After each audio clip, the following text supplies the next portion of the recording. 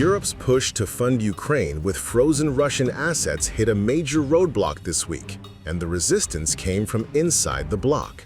France, a key supporter of the broader reparations loan, refused to let Brussels tap Russian assets held in its private banks, according to the Financial Times.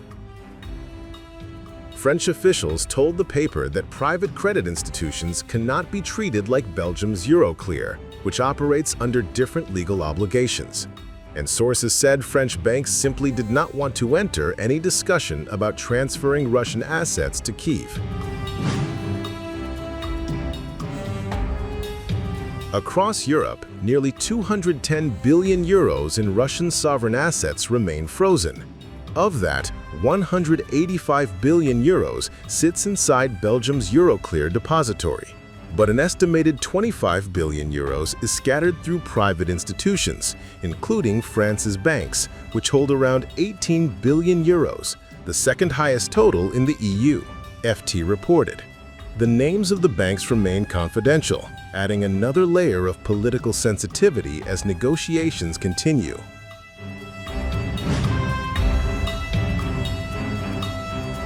A day earlier, the Kremlin sharply condemned Brussels' attempts to seize or redirect Russian funds.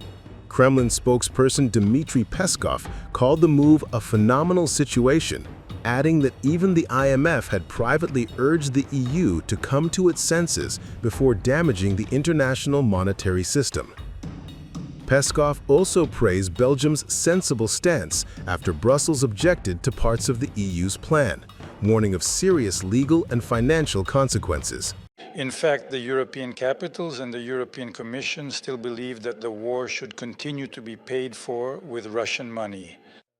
The Belgians quite reasonably say, listen, we will fully bear both national and personal full legal accountability and responsibility for these specific actions and their consequences. Give us guarantees. No one wants to share responsibility with them, but everyone really wants the money. These funds they're talking about in principle are just about enough to keep spending Ukrainians like bullets for a couple more years.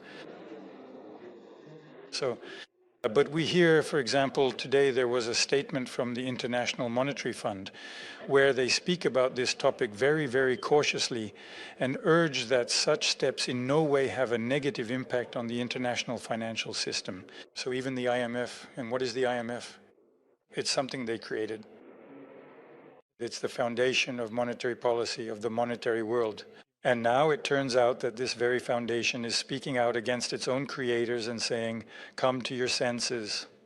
It's a phenomenal situation. It's been a long time since anything like this has happened. With disagreements widening, European leaders are exploring new ways to finance Ukraine, especially as Washington signals a desire to accelerate an endgame to the war. The EU's proposal currently hinges on issuing a loan to Kyiv, which would eventually be repaid through future Russian reparations. But Belgium objected, citing major legal risks and long-term repercussions for Western financial credibility.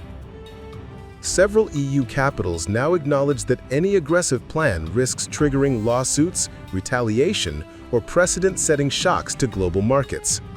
The debate comes as Ukraine faces mounting financial strain after 3 years of war.